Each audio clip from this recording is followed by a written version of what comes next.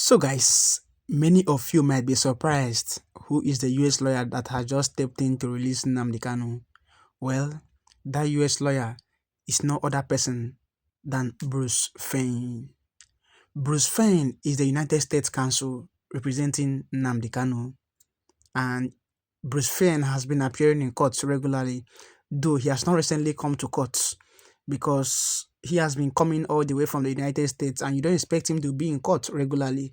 But he has just sent out a strong message to Bola, Tinubu and Omotosho, and has given a strong warning to Omotosho also, because Bruce Fein is also ready to act for Nnamdi Kanu, and he has told Omotosho that enough is enough.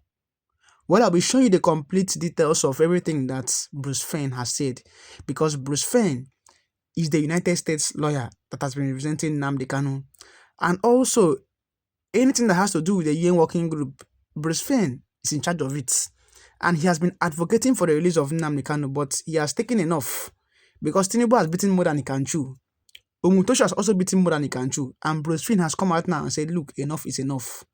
And I'll be displaying everything that Bruce Fein has just said so that you are going to see and also follow up and know what's currently happening. And I must commend Bruce Fein for also coming out recently saying that enough is enough, because the whole world is seeing the injustice that's being carried out against Nnamdi Kanu. Omotosho, who is supposed to be just in this very trial, is now unjust. Omotosho is not just at all, because before Omotosho took over this case, he said he won't be biased. But when the case started, he gave preference to Awomolo, who is the late counsel representing Tinubu and the federal government against Nnamdi Kanu in courts. And this very Awomolo has been bringing up different charges against Nnamdi Kanu. He has been cooking up various evidences that doesn't even exist against Nnamdi Kanu. This same Awomolo was the engineer behind the DSS masked witness that was brought in court to come and testify against Nnamdi Kanu. Awomolo was also the one behind the masked DSS witness officer who came to court and told the court that Nnamdi Kanu sent him to kill over 2,000 persons. Meanwhile, it was later confirmed that it was a lie. Awomolo, why are you like this? Now, Bruce Fein has come out and told Omotosho that, look, enough of the injustice in Nigeria against Nnamdi Kanu, that we won't take it anymore. Well, I'll be displaying to you what Bruce Fein has just said, but before then, there is a short video clip I want you to watch. A UK IPOB member made a short clip about the injustice that's currently happening in this very country and against Nnamdi Kanu. Just watch this video. After watching this video, we are going to be heading straight to what Bruce Fein has told Omotosho. My people are the hello. This is Prince Jejeman representing IPOB for life.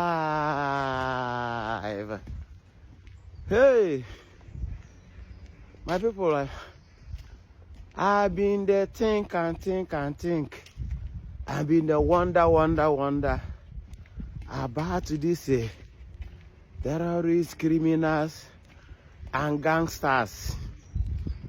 We call themselves government in Nigeria. I don't dare think about these people.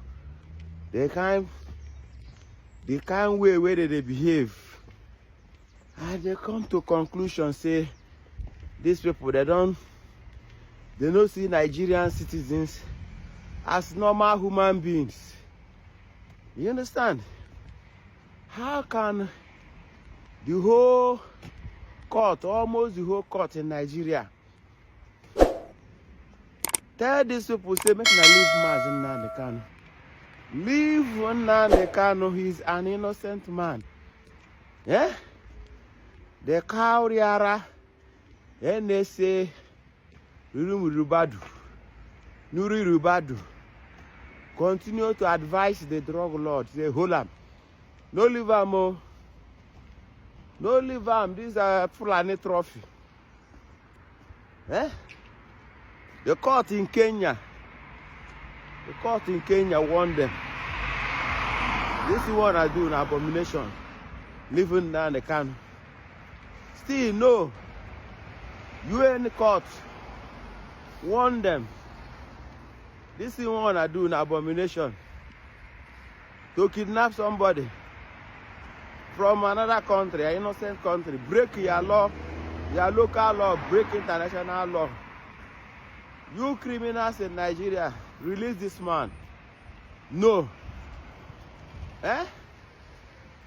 Almost all the whole court in the world don't pronounce judgments to show you say, I know Nigeria no get government, because government must obey the law. Anywhere they have government, they should obey the law. The law, now they make the law. Eh? Government supposed to live by example now. Government no live by example. Why would other people? Why wouldn't there be criminality everywhere? Why wouldn't there be insecurity? Because everybody will do as they like. Eh? You see, that's the reason why we are telling you people that Nigeria is in bondage. Nigeria need rescue. Nigeria need rescue from the hands of terrorist leaders and criminal leaders. Both the one from Chicago and the ones that are rearing, that are in every forest, rounding everybody up, kidnapping everybody. In the name of one Nigeria, the Fulani herdsmen terrorists from all over Africa, they don't assemble inside Nigeria. Nnamdi Kanu's US lawyer, Bruce Fein, writes Justice Omotosho demands dismissal of charges against IPOB leader for lack of jurisdiction. And I read in details. Bruce Fein, the United States Counsel to the detained leader of the indigenous people of Biafra, IPOB, Nnamdi Kanu, has written to Justice James Omotosho of Nigeria's Federal High Court in Abuja, demanding the dismissal of all charges against the IPOB leader on grounds of lack of jurisdiction.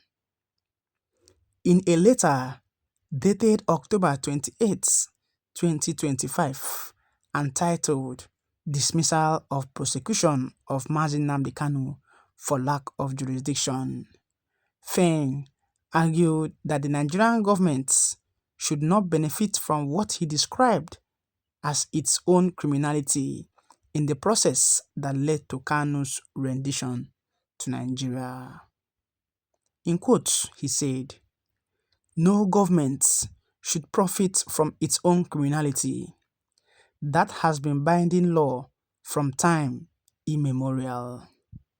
Fein wrote, invoking the principle that justice is the foundation of governments and civil society. Citing the 1928 opinion of U.S. Supreme Court Justice Louis D. Brandeis in Olmsted v. United States, Fein emphasized that governments undermine the rule of law when they themselves break it. In a government of laws, the existence of the government will be imperiled if it fails to observe the law scrupulously. Our government is the potent, omnipresent teacher. In quotes, Fein said, "For good or for ill, it teaches the whole people by its example. Crime is contagious. If the government becomes a lawbreaker, it breeds contempt for law. It invites every man to become a law unto himself. It invites anarchy." To declare that in the administration of criminal law, the end justifies the means. To declare that the government may commit crimes in order to secure the conviction of a private criminal would bring terrible retribution, Fein quoted from Justice Brandeis' ruling. Fein argued that both United States Working Group on Arbitrary Detention and Nigerian courts have recognized that the federal government committed multiple crimes in bringing Kanu into Nigerian custody, including kidnapping, torture, an extraordinary rendition. Now, this is what I told you earlier. The FEN, who is in charge of everything that Nnamdi Kanu has to do with the UN Working Group, concluded his presentation to the UN Working Group, and the UN Working Group found out that Nnamdi Kanu is innocent, that Nnamdi Kanu's rendition was illegal, that Nnamdi Kanu was being kidnapped, he was being tortured, and he was extraordinary rendition back to Nigeria in the most brutal circumstance. And this is FEN telling them, why is it that the Nigerian government breaks its own law, even when the international group, the UN Working Group, has vindicated Nnamdi Kanu? That why is Nnamdi Kanu still being held hostage? Well, let's continue. According to FEN, this constitutes jus cogent crimes under international law, offenses so grave that no state can lawfully commit them, and therefore strip Nigerian courts of any jurisdiction to continue prosecuting Kanu. He cited paragraph 107 of the UN Working Group's July 20, 2022 opinion, which directed the Nigerian government to grant the immediate unconditional release of Kanu. FEN further warned Justice Omotosho that continuing the case would implicate the court in the alleged illegalities of Kanu's rendition. In quotes, FEN said, "If you refrain from dismissing all outstanding charges against Mr. Kanu for lack of jurisdiction, you will be legally implicated in the crimes perpetrated by the government of Nigeria in bringing Mr. Kanu before your tribunal," he wrote. "You will be vulnerable to prosecution before the International Criminal Courts. You will have been unfaithful to your professional duty to see that justice is done." This is FEN telling Omotosho that he will face the criminal courts if he continues what he's doing to Kanu. That he should give an order that Nnamdi Kanu should be released unconditionally because the UN Working Group has vindicated him. Even if you have not forgotten, the appeal court in 2022 vindicated Nnamdi Kanu, saying that Nnamdi Kanu has no case to answer. And FEN is now telling Omotosho, look, you are going to be vulnerable. You are going to face the criminal court of justice. Because what is being done to Nnamdi Kanu is nothing but injustice. Because in the first place, Nnamdi Kanu has no case to answer. From what FEN has stated here, it is clear even to the blind that Nnamdi Kanu is innocent. And Justice Omotosho should obey the rule of law. Because FEN has now stated that Omotosho will be convicted for the crimes that has been committed against Nnamdi Kanu if he does not act in a rightful manner and in a lawful manner. Well, you have all seen and you have all heard what FEN has just said. My advice to Omotosho is that he should release Nnamdi Kanu. He should stop the injustice against Nnamdi Kanu. He should stop listening to Tinubu because they are keeping Nnamdi Kanu for their own selfish reasons. Yes, that is the truth. They are holding Nnamdi Kanu hostage for their own selfish reasons. Well, at this point in time, I'll let you guys tell me what you feel about this in the comment section below. Do well to like this video, do well to share this video, and do well to hit the subscribe button below for more trending updates.